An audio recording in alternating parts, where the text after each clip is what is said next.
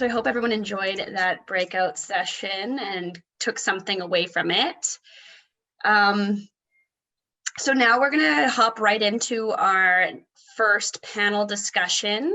So I'm going to be handing things over to Joseph Pallant. He is the Director of Climate Innovation at EcoTrust Canada and has been a pioneer in shaping Canada's carbon market since 2004.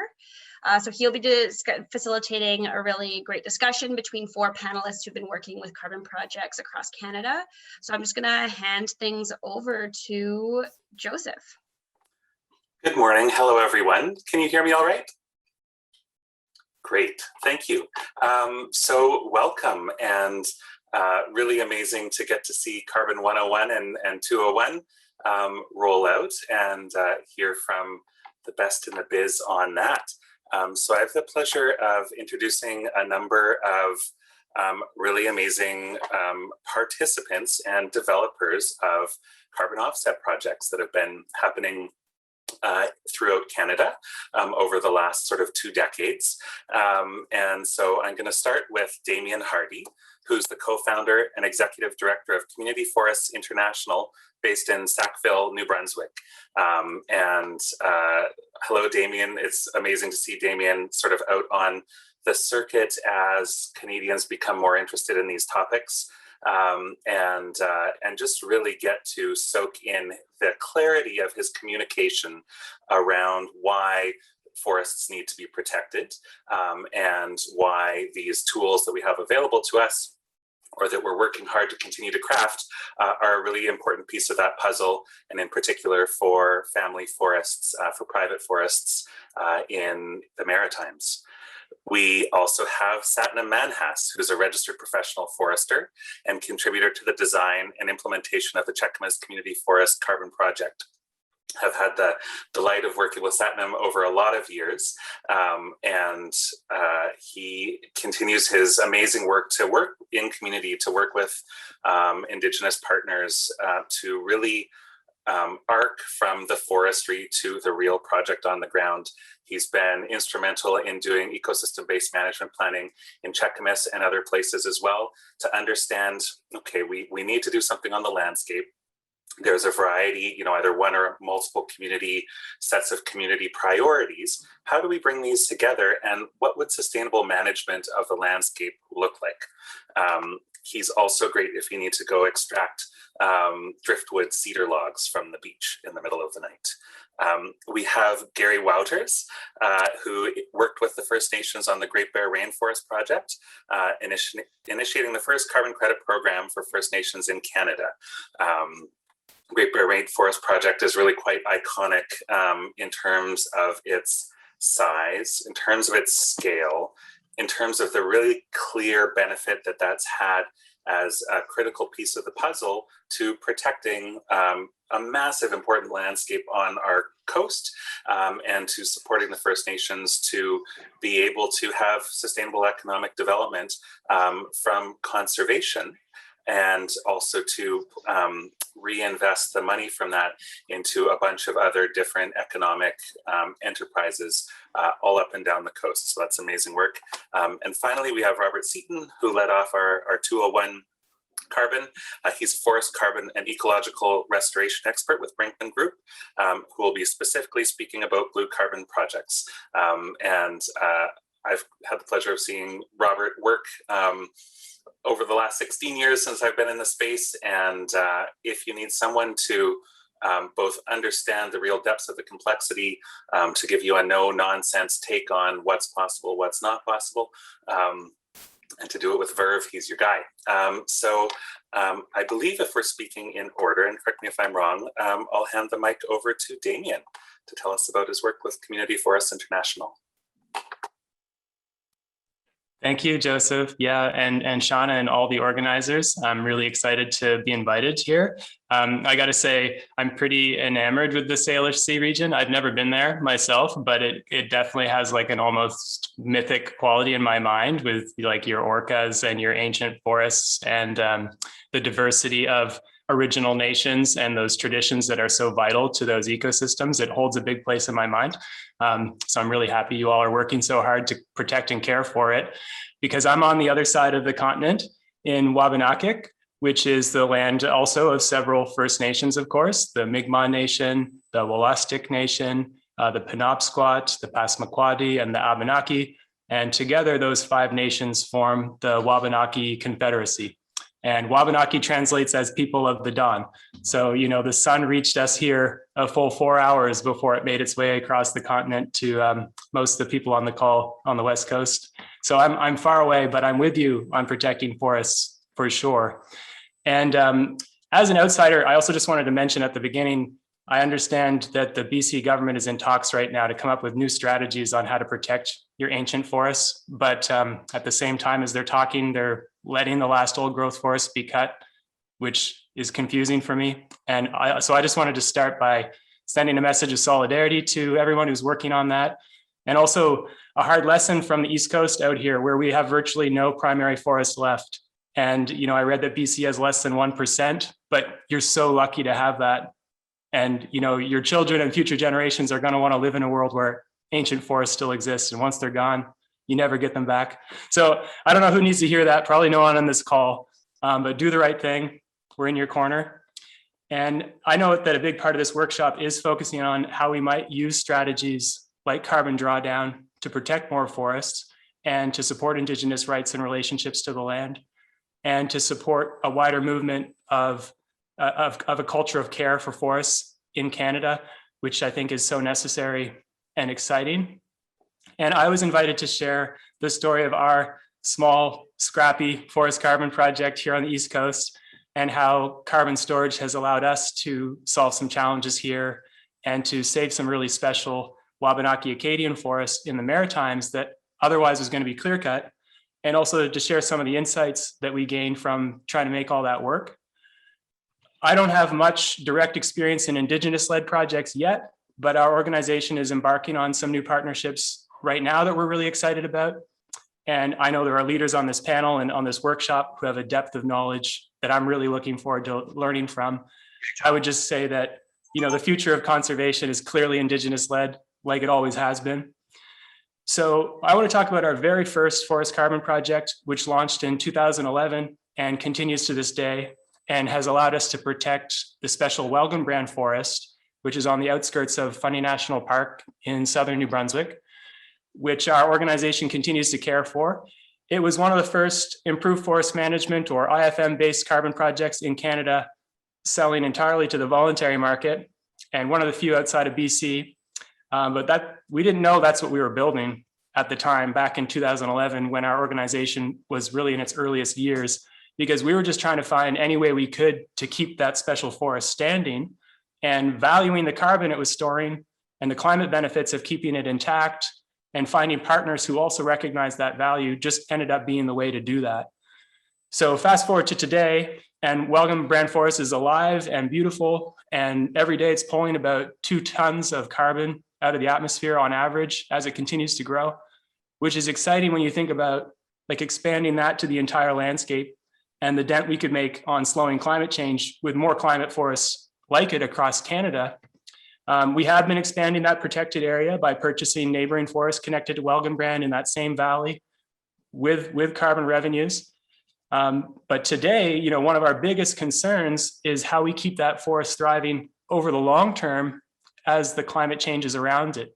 And, this brings me to, I think, one main insight that I wanted to share, which is whatever approach you're taking to enact nature-based climate solutions or carbon offset projects today, make it adaptive and fully expect for there to be challenges and opportunities that you're going to want to be able to respond to. For example, we're already seeing the impacts of climate change on certain trees and forest types across Canada. And even in the best case scenario, we know we're already locked into some climate shifts for the next 100 years, which are going to continue to affect our ecosystems like they will affect us, whether it's drought or insect infestations or just the changing growing conditions favoring some species over others. So one big insight is when we talk about nature-based climate solutions, they're so exciting because they involve these living systems that are vibrant and that have an amazing capacity to pull carbon out of the atmosphere and bring it back down into living systems back home on Earth where it belongs. But they are living systems and they are themselves impacted by climate change. So, we have to protect our forests so they can protect us. And I think one of the biggest questions in forestry for the next 100 years is going to continue to be, how do we continue to optimize forest care for maximum carbon drawdown and for climate resilience, because they go hand in hand. So like the resilience of the forest is so critical to the forest's ability to stabilize the climate. So we need to protect forests adaptively so they can continue to protect us. So I guess the big lesson here is adaptation, right? So I think it's a good principle to apply at all levels of our work as we strive to make more forest carbon projects or nature-based climate projects work, and to achieve their truly unmatched potential to provide climate security. But okay, coming back to the Welgenbrand Forest Carbon Project, when we started in 2011, our total yearly budget at Community Forest International was $47,488. Like, I remember it really clearly. And we were doing everything volunteer, and actually sending most of our funds over to Zanzibar to our community forest projects there. So we really didn't have a lot to work with in the way of resources. And we were also really young, and we were seeking out mentors. And that's how we came to find Welgenbrand Forest and to meet Clark and Sue, who were an elderly couple that were still farming and cutting a bit of wood from Welgenbrand, and had really practiced this life's work of restoration, but now needed to retire, and wanted to hand on this special legacy of forest care at Welgenbrand to the next generation, but didn't really know how to do that. Because just for more context, so Clark and Sue were super active in the civil rights movement in the US. Then they moved up to Canada and basically put their activism to work on the land. They were at the forefront of the organic farming movement. And then they took that same ecological approach to forestry. They managed to accelerate the natural return of Acadian forest diversity to about 1,000 acres. They managed to accelerate that by about 20 years, just through this really thoughtful approach to forestry. But all of their equity was tied up in their land. And so we were down for like picking up their legacy. The idea that people could make a living off the land, without destroying it, but actually by restoring it, was something we believed in. And Clark and Sue had already been forced to sell off some of the forest, which was immediately clear cut. So we knew it was going to happen if we didn't come up with some way to help Clark and Sue retire, to get equity out of their forest without having to basically liquidate the forest and see their life's work just, all disappear. And around that same time, there was a Globe and Mail article about our volunteer community forest work, and an architect from Dialogue, a studio in Toronto that was really focused on green building, reached out. They'd been doing everything they could to reduce their emissions. They'd reduced their travel. They'd improved efficiencies in their office. And they reached out and they asked, like, could we help them store the last remaining bit of their carbon emissions? And so we knew that, like, everything we were doing, everything we were trying to do at Welgenbrand would store a lot of carbon if we pulled it off. So we just dove into the improved forest management methodologies, started a long journey of putting all this theory that we were reading about into practice. We made so many mistakes, like we set the price too low. We spent so much time trying to make really complex methodologies that were designed for much bigger projects fit ours, before we realized that, like, a lot of what we were trying to do actually hadn't really been done before. So we needed to invent it as we went. But we had really great partners who were super aligned with our vision. So, like, that's another lesson that I really want to share. The implementation gets messy at times, and having partners that are aligned with your vision makes all the difference. So definitely, if you're building a project, find partners that match you really well and really focus on that relationship, because it's critical. And the sooner you can get those partners involved to go along the journey with you, the better. And keep the higher goal in mind. I think that's probably a theme for this whole workshop, is like, we need to protect more forests so they can store more carbon and support a diversity of life, including the livelihoods of the people that are most directly connected to the forest. And we need to be adaptive in how we go about achieving that goal and reaching that goal. And carbon offsets are just one mechanism. They're not always the best one.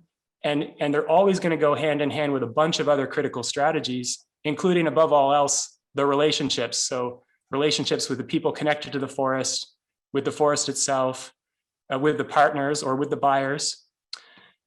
And then, the other thing I would just say before handing it on to the rest of the great panelists is, finally, don't forget that all of this is contingent.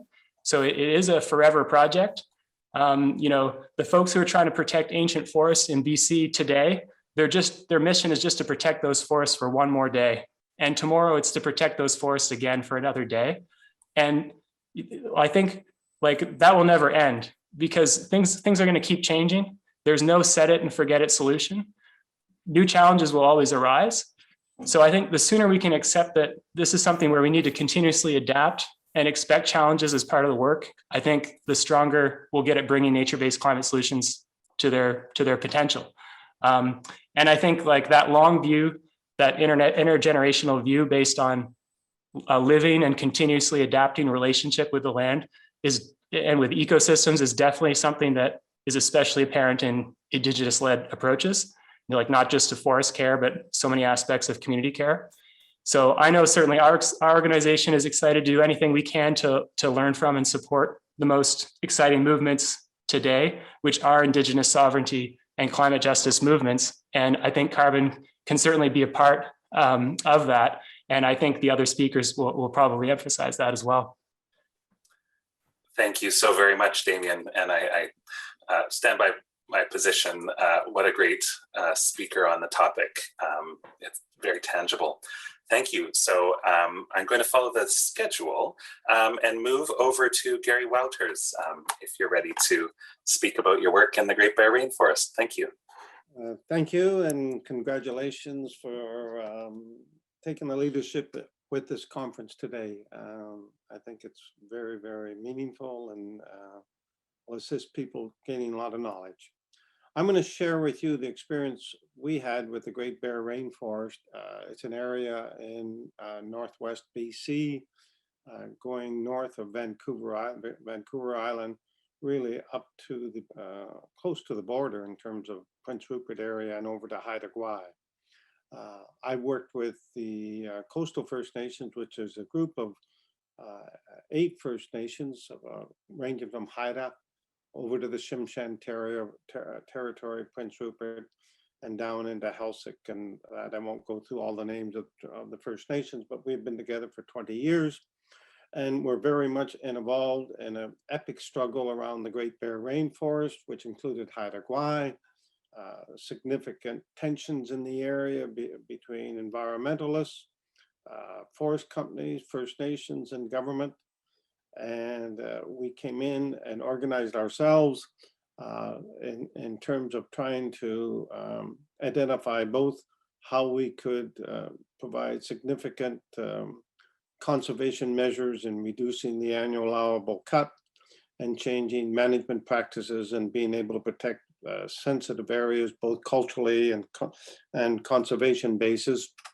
And after a number of years of tension and negotiations, we came together in government-to-government negotiations, but worked closely both with the environmental groups and the industry, and arrived at a solution related to the Great Bear Rainforest, which essentially saw about 50% of the annual allowable cut reduced. Okay, so in Haida, they were cutting over 2,000 cubic meters a year. Today, under the Great Bear Rainforest model, we negotiated significant protection areas and an ecosystem-based management approach, whereby now the annual allowable cut on Haida Gwaii is down to 800,000 cubic meters, protecting about 75% of the old growth forest at the same time. So as we were doing this, we came across the whole concept of avoided deforestation and conservation, creating what was called carbon sinks. And we immediately did 2 things. We did a study about the whole idea of avoided deforestation and conservation initiatives, and how that might contribute to sequestration of CO2, carbon sinks. Had the University of Ottawa do a particular study for us, and validated the whole idea of looking at carbon offsets as a potential opportunity. With that work being done, and as we were still negotiating the whole area of both protection, conservation, and changing of management practices in the area, we coordinated with the government of BC a study of looking at the development of carbon offsets And to that end, we started with the whole idea of working with BC on a protocol model about how that might be done. Avoided deforestation and conservation in terms of how it contributes to reduction of CO2 is really two areas. One, of course, by the fact that you are not cutting down trees, or A, or B as a result of protection, or ecosystem-based management, which is a higher standard of conservation and management of cutting of trees. Clearly, CO2 trees absorb CO2, as we all know, and therefore that becomes a base of it. But also the fact that you are no longer using heavy equipment and traveling over forest grounds, etc. Release of CO2 from the ground itself is significantly reduced. So A plus B becomes the credit you get for the conservation and avoided deforestation. Now, we had to go through a number of steps to make this work, all right? And a lot of it was learning steps because we didn't even have a protocol in BC, and the working on that. And then we had to meet a number of kind of challenges about how our project would be meet all the international requirements to meet the standards that are there for avoided deforestation projects, all right? One of the first challenges we had was around the principles of additionality. The fact that we had been working on the idea of the Great Bear Rainforest for some period of time, as you know, under the principle of additionality, you can't go back and where you created a park or a protected area 10 years ago and did not build into that concept the idea of avoided deforestation, but just created a protected area.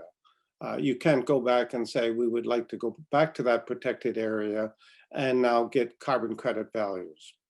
The values of carbon credit got to be integrated into the overall planning of land use plans, so in such a way that as a land use plan gets created and a protected area gets completed, or an ecosystem-based management approach of forest management, you have to ensure that one of the values you create into creating that approach is the whole idea of creating carbon credit opportunities and avoided and sequestration of CO2.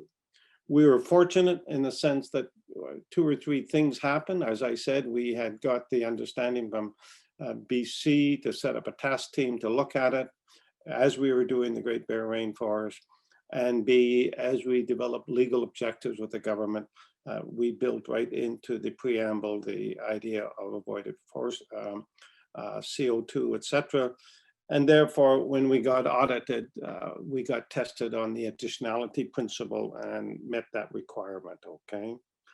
There was a lot of work around baseline, an expensive work around baseline scenario, looking at, in order to determine the volume of CO2, you had to look at the tree, the age of the trees, the location, the growth, all the factors around that. And a significant database from the province was required to be able to do a baseline data, in terms of the volume of carbon credits we might have available. But having determined a baseline data, then we got into the question of a number of issues around the whole area of what is called leakage, okay? So for example, we had to do an independent study to say, just because we have quit cutting trees in BC, did other folks in North America increase their productivity and cut more trees? Therefore, although we didn't cut our tree, someone else did. So there was no net saving of CO2 sequestration because you're just replacing one tree with another. And we found out, based upon our study, that approximately they felt that with the reduction of our cutting of trees, that approximately almost 25% of new cutting occurred in the marketplace because we were no longer cutting trees, and we were a significant part of the BC marketplace on the West Coast, okay? So immediately, the total volume of carbon credits we had was reduced by 25% as a result of this leakage issue that was examined. Then secondly, we had to deal with the question, just because when you cut a tree, a lot of that trees goes into 2x4s, and that carbon stays within the 2x4s and doesn't get leakage. So we had to take a look at what was the volume of wood was cut, what purpose was it cut for, and we found again about another 20-some% of the wood was cut into 2x4s and that, and you couldn't count those carbon credits. So now we reduced the volume of carbon credits in the grade available to the market that we could put in the marketplace by almost 48%. The third thing we had to do a risk assessment, and that risk assessment is you are required under the standards to protect 10 or 15% of your carbon credits, because you could have a forest fire or some other activity that in itself would then reduce the volume of carbon credits you would have available.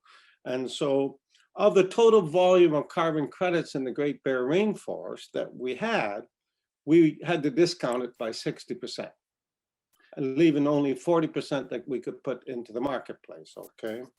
Garry, would I be able to have you wrap this up in the next minute or two, please? Yeah. So that marketplace essentially provided us with 800,000 cubic meters a year that we sell into the marketplace. Two final things. One is the benefits that we have used for that. 65% of the funds each year go back to the communities and are used for conservation measures, Watchman program, a number of other things like that. The biggest constraint we have is in the marketplace.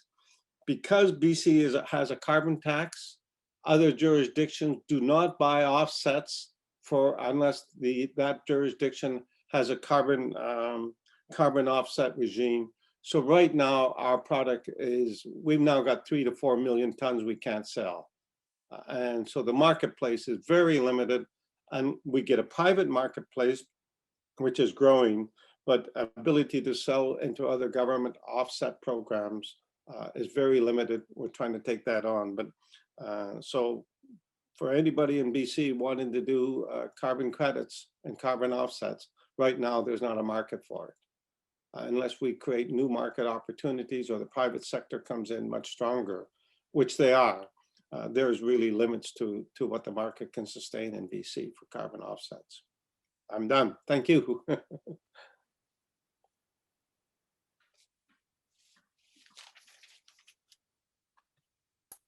Thank you very much, and thank you so much, Garry.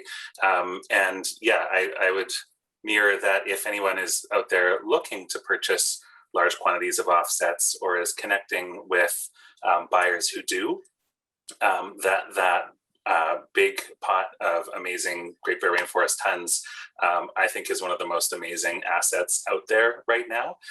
And so connect with Garry or the rest of his team to see if you can set up to buy those. And the markets around compliance offsets and around voluntary offsets, I find really move. They go up and down. Ideally, your project can access one of a number of different markets. When you're getting going, that helps build resilience in your project. And I personally have faith that those GBI tons will be able to move sooner rather than later, seeing what's going on around the world in North America. But that definitely takes people who are, keen to their value and connecting out to people who might be able to buy those to do that work.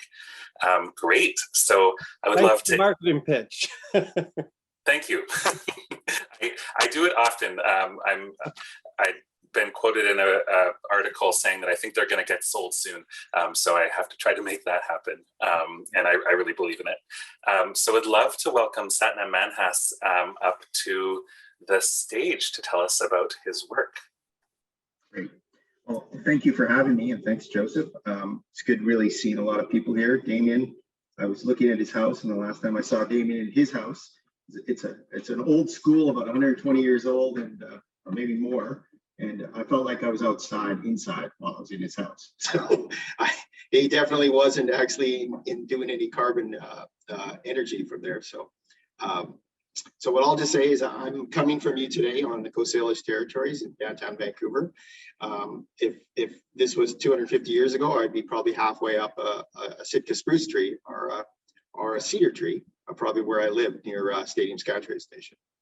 A little bit quickly is I was born on the Tsimshian territories in the southern part of the Skeena River in a place called Terrace, which I like to talk about as Paris. And that's a big part of my story of why I've got to where I have been, about living in a forest dependent community.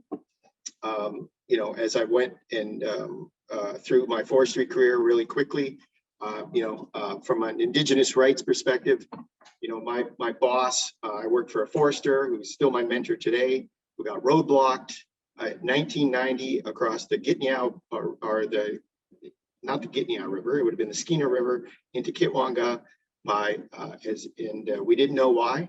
And my boss asked, why are you Indians? The words were Indians at the time. Why are you Indians roadblocking us? And he goes, well, first of all, we're not Indians. We're Gitxsan, and I'm from the Eagle clan, and I'm the wing chief for the hereditary chief here. And that journey from there was one of the biggest journeys I've got to go on with my boss, my mentor today, about learning about Indigenous rights, about why this is important, how they didn't look at forest tenures, land management very differently, how the first hereditary chief who took us and said, you know, you have this thing and you think you're doing it sustainable, but look at what my territory looks like today.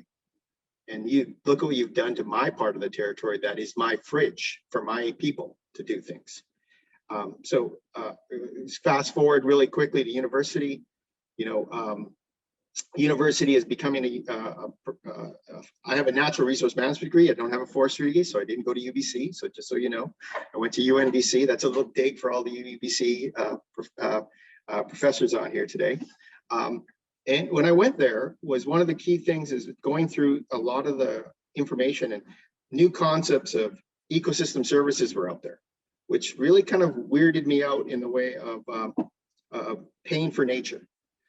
This idea of discounting that we learn in forestry, and we only look at the product at the end, and how we discount forests is over the time frames before we can cut it as a forest product.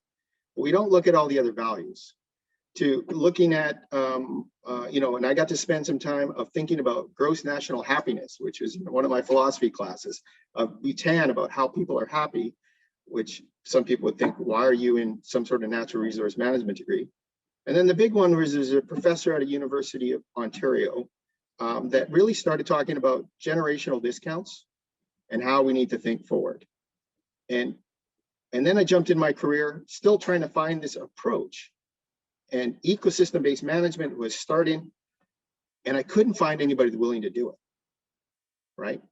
And I had been out, why are they still looking at forests as that product that you make out of that commodity today and not all the other services, especially if you don't build policy around it. So if you have really good policy, it's easy to do this, but if you don't, you have to look at it from a value perspective. And if you don't put a value on it, I learned it means nothing to anybody. That's what I really learned. And I saw this in forestry in Terrace, where I saw a block be cut, and this is very common, and half the wood, and we're talking large amounts of wood, was left there because they weren't high value commodity products of spruce and cedar, and left on the side of the road, paid for, but it was legal to do that. And I thought this was wrong. Fast forward, I took a year off because I was struggling with this process, and this dream job showed up at a place called EcoTrust Canada, his mission was building a conservation economy, who I think my former boss is on this call, whose first day was there. And my first day, I think EcoTrust has a principle of building this conservation economy, and they had the principles of Indigenous rights and title, how to make sure that people adjacent to the forest have the most rights to those forests, meaning stewardship rights, but also the benefits from those. So I love those principles when I got there. And my first day was a very eco-trusty way, and I think a few of you are on here, is sink or swim, where my boss at the time threw me into the place. This guy from Whistler had come down to start a community forest with their community and wanted a plan done. And I had nothing about it, and she asked me to go sit in the room. So fast forward from that is they asked to build an ecosystem-based management plan for them, which is, I think, the key of this whole approach. And the key of that was, we were very lucky at that time. This was still moving parts of what that community forest would be. We didn't know. It actually hadn't been developed. They wanted to start something that actually hadn't been have certainty in it. But we had very clearly, I looked at the Squamish Nation had their territory overlapped with the Lillooet Nation. And then the Whistler community had this document called Whistler 2020 at the time. The Squamish Nation had built a land use plan. The Lillooet actually worked with EcoTrust on their land use plan. So I had the copy of it. And we use those documents as their guiding documents on how to build an ecosystem-based management plan, with a lot of the work on the coast of the Coast Information Team and the Forest Stewardship Council's new BC standard. So with that, I could talk to them about what they've said in the past about how they wanted to manage and go forward. And we built this plan. As we finished the plan, I said, this is an amazing plan. This is based on your values. This is how you've agreed collectively on things between your different plans. They loved it. And then I had to tell them the bad news was you're going to lose your shirts, because everybody around you is not managing the same way. Everybody is doing it a different way that's going to be cheaper. You're doing things of wanting to protect riparian better. You want to protect cultural features better, which is all the right things to do. You want to have smaller cut block sizes based on natural disturbance types. You want to leave more retention. You want to extend rotations. Instead of cutting at 60, you want to cut it like 120 in a lot of places. These are all the good things.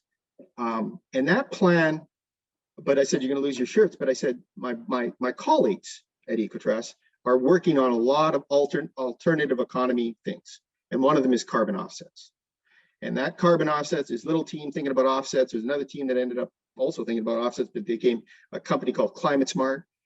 And we were thinking about this already in Clayoquot Sound with the Clayoquot Sound nations, but nobody ever thought about it on a forest tenure, which majority of BC is with forest tenures, right? And we thought, what would that look like at forest tenures? We thought it was easy on private lands. We actually had that kind of considered too. But this forest tenure was one that we thought that needed to be really opened up. And luckily enough, we had this champion there, a guy named Peter Ackhurst. And I bring Peter up because he's the most important part of that Cheakamus story. Without Peter, nothing happens, right? And as we go along the way, Peter was the one that said, well, if you need rights to this, I'll go and spend time pounding down the government's table to get us rights to that. And he did. Him and my other colleague, Neil Hughes, spent 3 years doing that pounding of going through that process of pounding the table to get rights. And as we finally got a yes to them without any signature, they said, we'll give you that later, which was problematic later. But we then had to figure out how are we going to develop this, right? And this is where a number of other people that came into this project at that time was Dirk Brinkman, Bryony Penn, Robert Seaton with Dirk Brinkman, and then a little later, Joseph. Joseph showed up a little later, and he was actually the first buyer that was looking at this project, and which hadn't been developed. They actually hadn't had a protocol, so we're still thinking about this without a protocol. We're trying to think this through without, like, what's it going to be like VCS, and we're trying to figure out how to make sure that we take on risk with the community forests and reduce their risk and not lose their shirt, because we want to try an alternative approach to an economy without them taking on all the risk.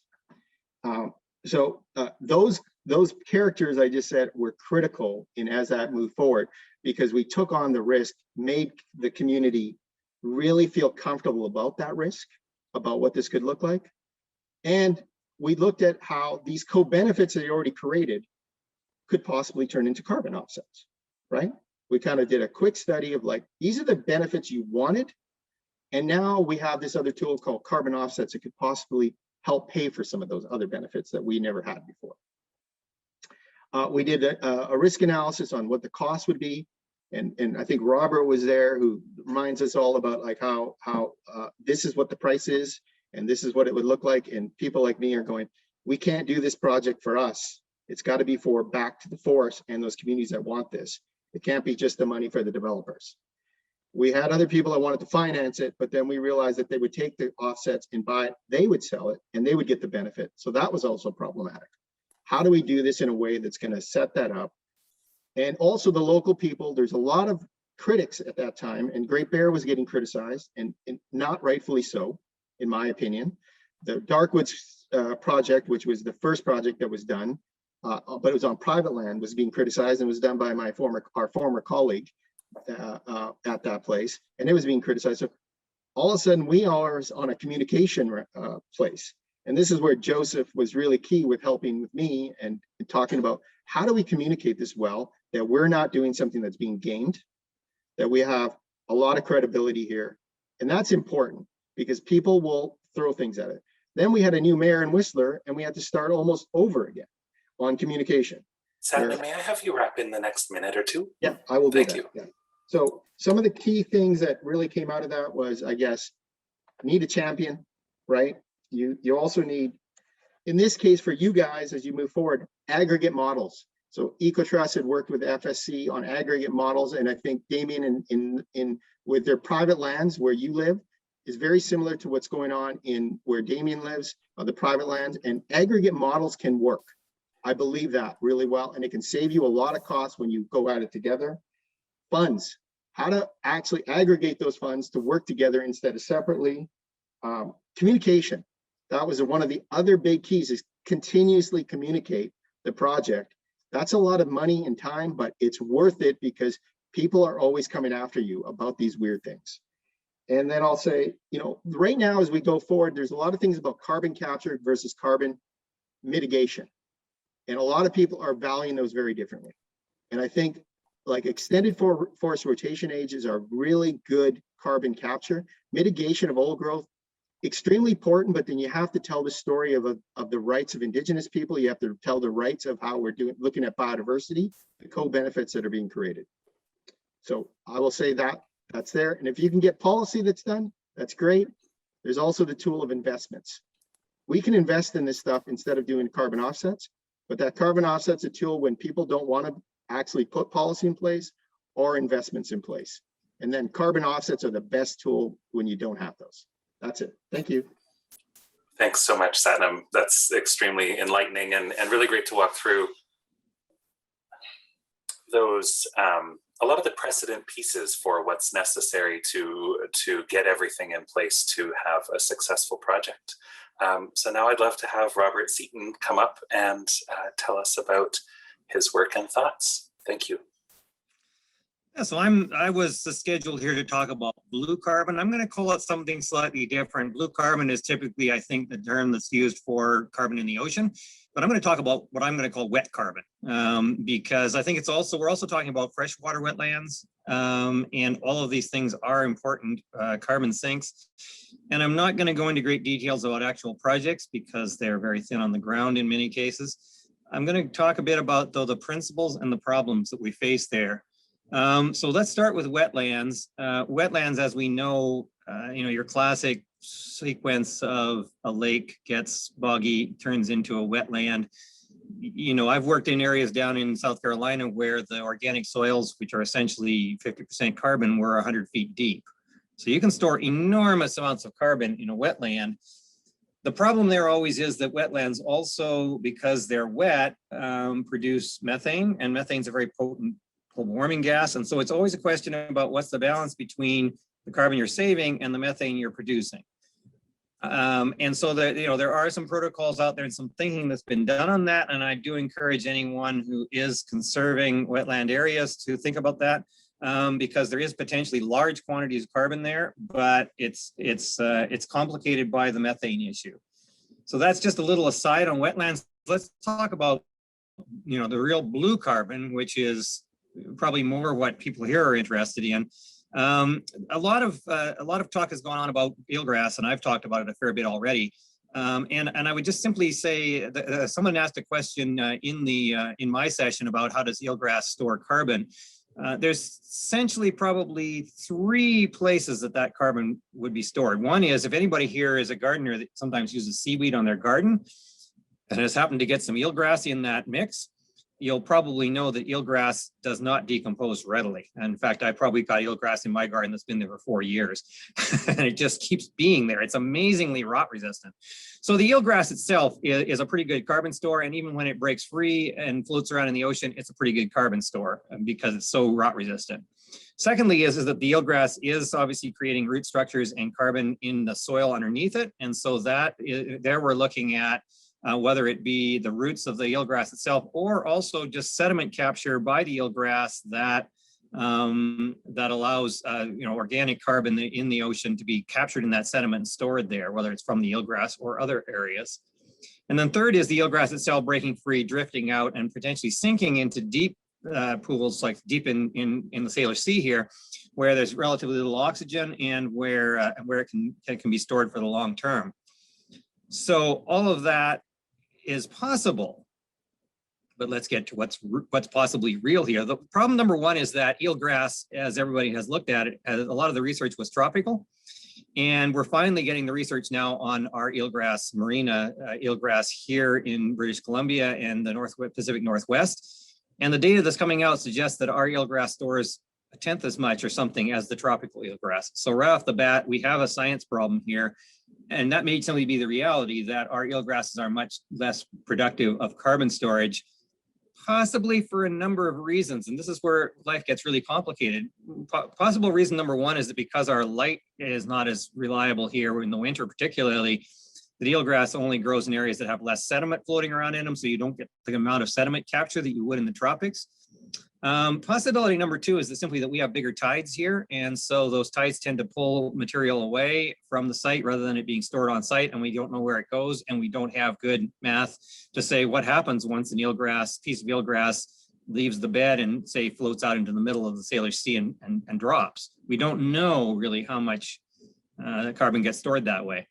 So, I think this goes back to what I said at the beginning of my 202 talk, which is that there are areas of where we need more work of ignorance.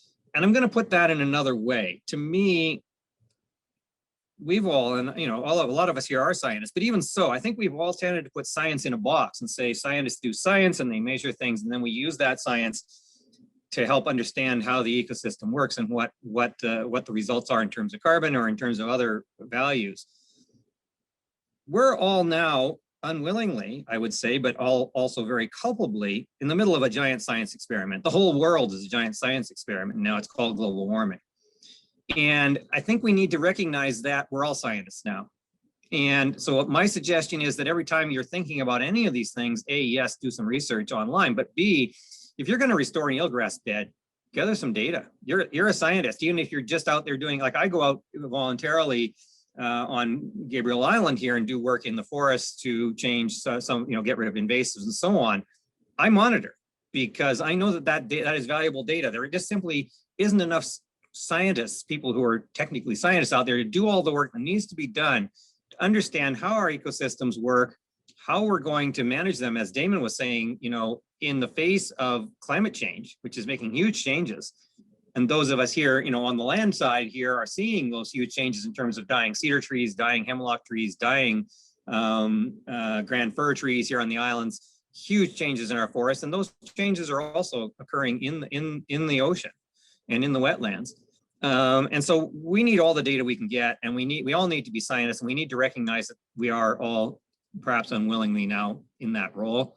And so to me, one of the biggest things we can do, even if at the end of the day you do a project, whether it's eelgrass or wetland or forest, and you don't really have the scale, or for other reasons you're not actually going to do a carbon project, gather the data and get that data out there, publish it or put it out on a website, because we have our level of ignorance about how these ecosystems work and how carbon moves through them is vast, actually, forest being possibly the exception. And so that's, I guess, my pitch on blue and wet carbon is that it's more about starting to figure out how these ecosystems work, because we still have huge gaps in our knowledge.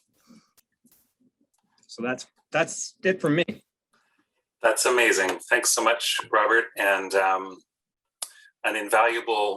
Robert's voice is an invaluable one to have in your ear on your project as you're trying to really figure out, can we make this thing fly? So thank you for sharing those thoughts. And I really did love your quote, Robert, eelgrass, it just keeps being there, Robert Seaton. So we've received some great questions through the chat. A lot of those have also been answered by the brilliant folks on the call. I did have one question that I feel like, is a good one to bounce over to the speakers. And Gary Holman, CRD director, had asked, can a carbon offset strategy be included in the Islands Trust Conservancy projects to be funded by the federal government? And so if any of you have a take, maybe put up your hand, and I think Ariane can unmute you. My experience on that is are you just creating the trust now and negotiating that with the Conservative government, or is that a trust that had been created previously? I think the Islands Trust is a governing model that they have, kind of like a regional district. So if it's a new project, I mean, other people may want to jump in. If it's a new project, then clearly you should build into that project your goal of dealing with carbon offsets and carbon sequestration and build that into your model.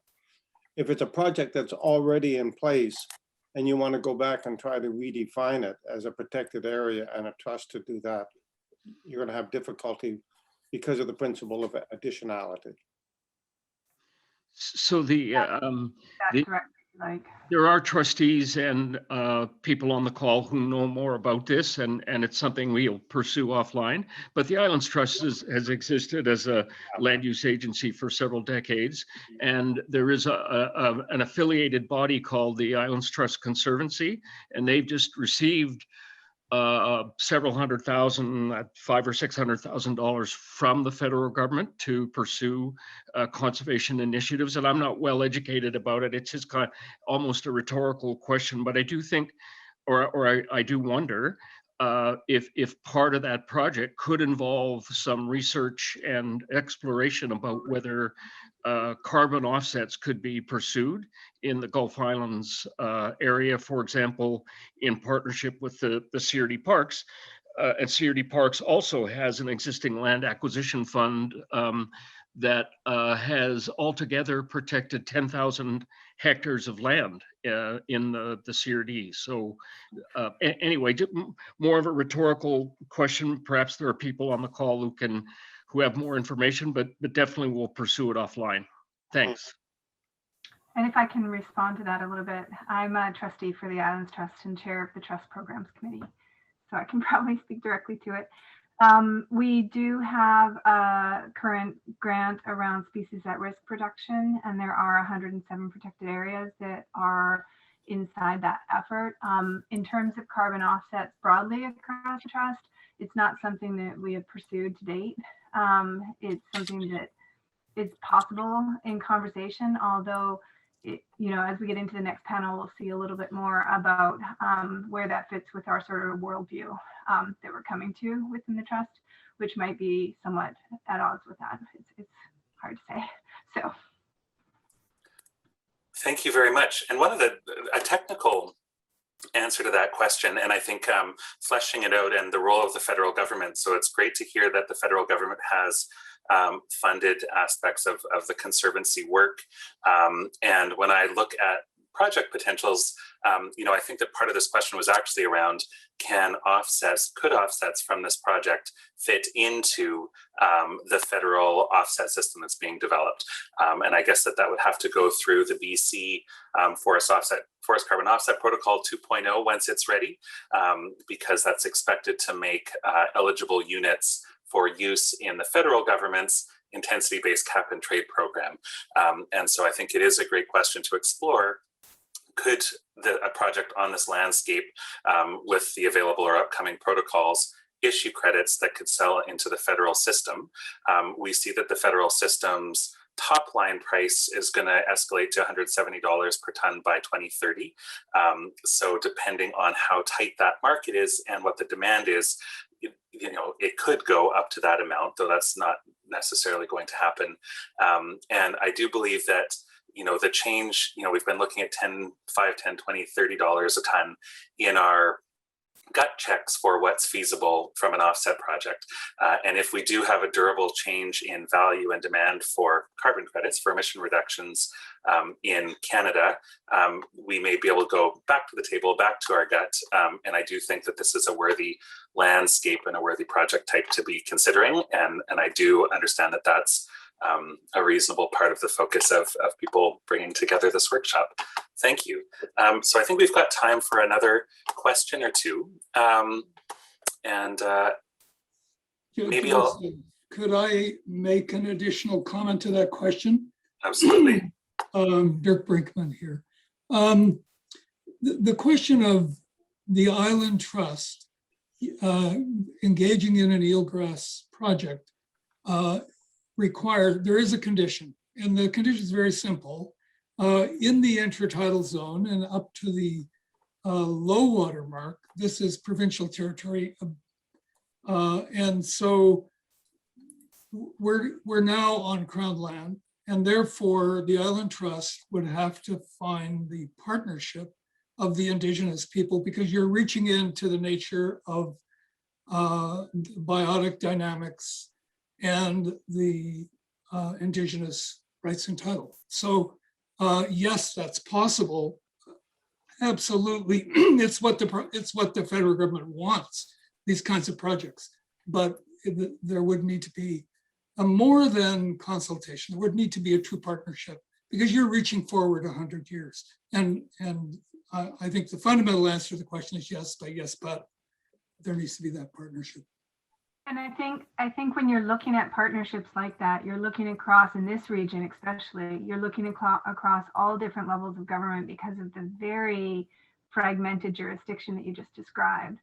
And so what we're looking at here, and we have actually pulled aside money in the next year's budget to do eelgrass mapping projects as partnership projects. And we just kind of held it in the effort, knowing that there's a potential for doing that. And that may be with sea change, it may be with different First Nations, and how that unfolds will actually be very much defined by collaborations and advocacy with other levels of government too, including tribal nations or First Nations. Sorry, I work across the US and Canada, sometimes my language shifts. Wonderful, Deb. Thanks so much. So I believe that we're getting close to our transition over. I could put up the flag for another question or just stop it there. But amazing to hear from all of the speakers and to gain the depths of your knowledge. We've got lots more amazing content rolling out throughout the day, and excited to keep these questions coming as well. So yeah, we have a 10-minute break coming. So why don't we gently abuse that and go for one more question if anybody has one.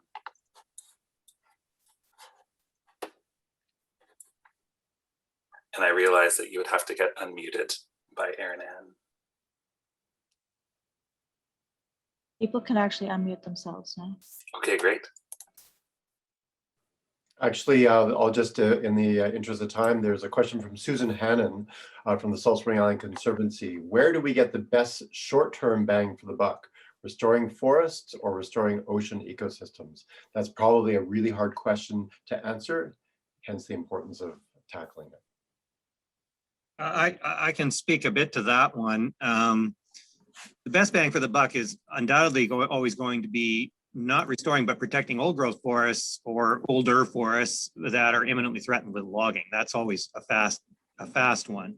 Once you get beyond that, then if we're talking about restoring, so basically replanting, whether it's kelp beds or eelgrass or forests, then it's going to depend so much on the ecosystem and the site, and also on the developing science on the ocean side. And I think, in actual fact, we probably can't even answer that question properly yet, because we still need to learn more about how our local kelp and eelgrass and salt marsh, as also been mentioned on the discussion, ecosystems work and how much carbon they actually do sequester. So, hard to answer that question. I think they're all important and they all need to happen. Can I just add something to that, Robert? On the forest side, I won't talk about kelp because it's outside of my scope of thinking. But a lot of people have been jumping on the planting bandwagon, and I'm not saying planting's bad, but if 10,030 and 10,050 are important dates, British Columbia in general, planting is not going to solve our problems at all. It's a very small carbon benefit of that, and most of our forests grow well. However, I will say, because you have 93% of your lands on the east coast of Vancouver Island, and that CDF are private lands. There's a lot of deforestation happening, and you have some of the best growing sites in Canada. Those are one of the keys where planting actually, afforestation or avoided deforestation, planting actually could have a lot of benefits for those next 10 to 30 years compared to anywhere else because you grow your trees faster. But you'd have to build aggregate models between you, in my mind, aggregate models that work with all these different landowners to make it work. And then the second one is reducing the fire risk. I think the models are showing that fire is going there. And I think a lot of people saying cut the tree down so we don't have fire. That's the wrong approach. Reduce the fire risk. Well said, Satnam. And with that very great statement, we're going to go on to our break. So thanks everyone for participating. We're going to have a lot of time for questions in the last breakout session. So if you have some urgent questions that you're dying to ask, there will be time for that later. So we have a question up on the screen to discuss some of the, I guess, criticisms of carbon forest projects and blue carbon projects. So we invite you to participate in the chat over the break to answer this question or just share some of your thoughts on it. And we will return here in 10 minutes time to start, get a presentation from Marty Cranbetter. So go and take a break, get your coffee, do whatever you need to do, and join us back here in 10 minutes.